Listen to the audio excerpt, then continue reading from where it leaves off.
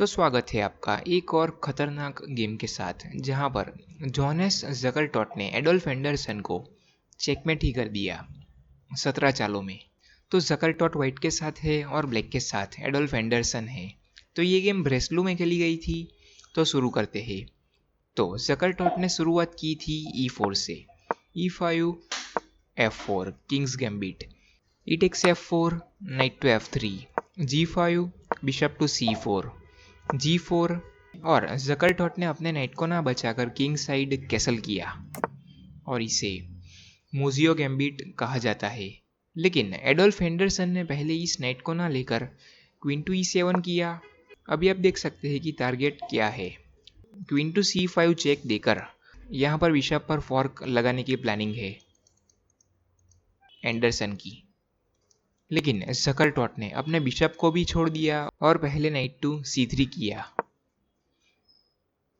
अभी एंडरसन चाहे तो क्वीन टू C5 करके इस बिशप को ले सकते हैं चेक देकर, लेकिन एंडरसन ने पहले इस नाइट को लिया G takes नाइट D4 और पहले इस क्वीन टू C5 की थ्रेट को प्रिवेंट किया। और साथ में आप देख सकते हैं कि अच्छा सेंटर बिल्ट हो चुका है, भले ही एक नाइट दे दिया। तो ब्लैक ने कंटिन्यू किया D6 से नाइट टू D5 और क्वीन पर प्रेशर बनाया और क्वीन को यहाँ पर आगे भी नहीं ला सकते, क्योंकि नाइट टेक्स C7 चेक से क्वीन पर फॉर्क बनता और क्वीन चली जाती और साथ में बिशप से भी डिस्कवर अटैक आता क्वीन पर। तो प्रेशर C7 पर भी है। तो इसी वजह से एंडरसन ने क्वीन टू D8 किया और अभी आप देख सकते हैं कि एंडरसन के सभी माइनर पीसीस क्वीन अपनी ही जगह पर है, कुछ भी डेवलप हुआ ही नहीं है। तो क्या गेम बन गई है। तो ज़गरटॉट ने क्वीन टेक्स F3 किया, नाइट टू C6, प्रेशर इस पॉन पर है D4 वाले। लेकिन ज़गरटॉट ने क्वीन टेक्स F4 किया और डायरेक्ट चेकमेट की थ्रेट दी, बिशप टू E6 और पॉन पर सपोर्ट बनाया। और यहाँ पर वीडियो पॉज करके सोचिए कि ज़गरटॉट ने क्या मूव किया होगा।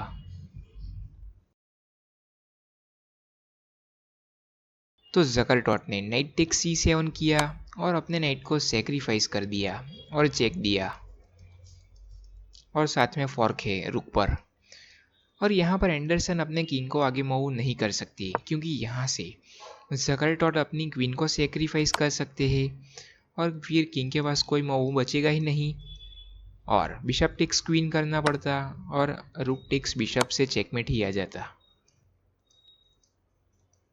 क्योंकि ये दोनों स्क्वायर तो कवर है नाइट से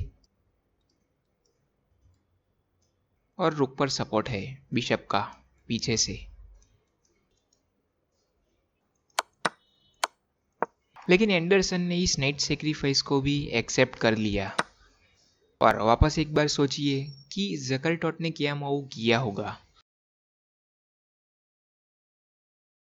तो ज़गरटॉट ने, आप यहाँ पर सोच रहे होंगे कि यहाँ पर इस पॉन को आगे पुश करके फॉर्क लगाया जा सकता है दोनों पीसों पर, लेकिन फिर यहाँ से नाइट हट जाएगा और फिर नाइट हटने के बाद वापस बिशप पर प्रेशर आता।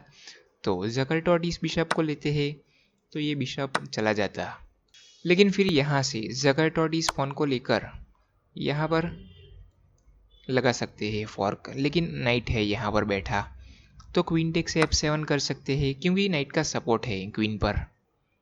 तो क्वीन एक्सचेंज होती है तो भी दिक्कत वाली बात नहीं है।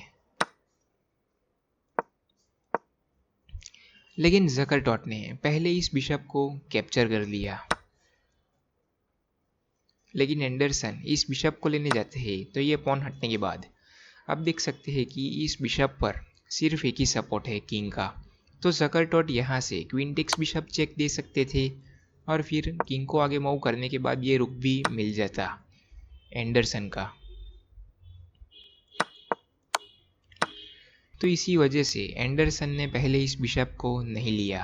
तो एंडरसन ने कंटिन्यू किया बिशप टू H6 करके और क्वीन पर प्रेशर बनाया।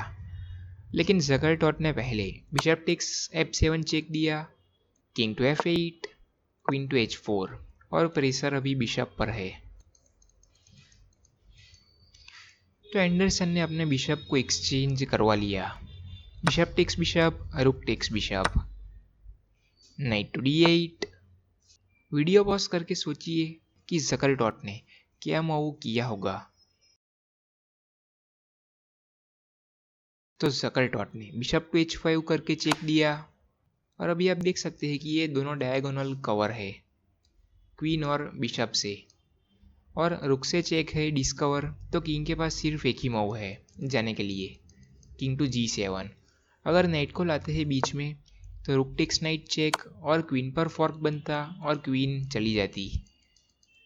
तो क्वीन टेक्स रुक के बाद क्वीन चली जाती। तो इसी वजह से एंडरसन ने अपने किंग को आगे मूव किया और जगरटॉट का final move queen to g5 और चेकमेट। कोई भी पीस बीच में आ ही नहीं सकता, सभी स्क्वायर्स कवर हो चुके हैं। ये एफ फाइल रुक से कवर है। तो सब्सक्राइब करना बाकी हो तो सब्सक्राइब कर दीजिए। तो आज के लिए बस इतना ही।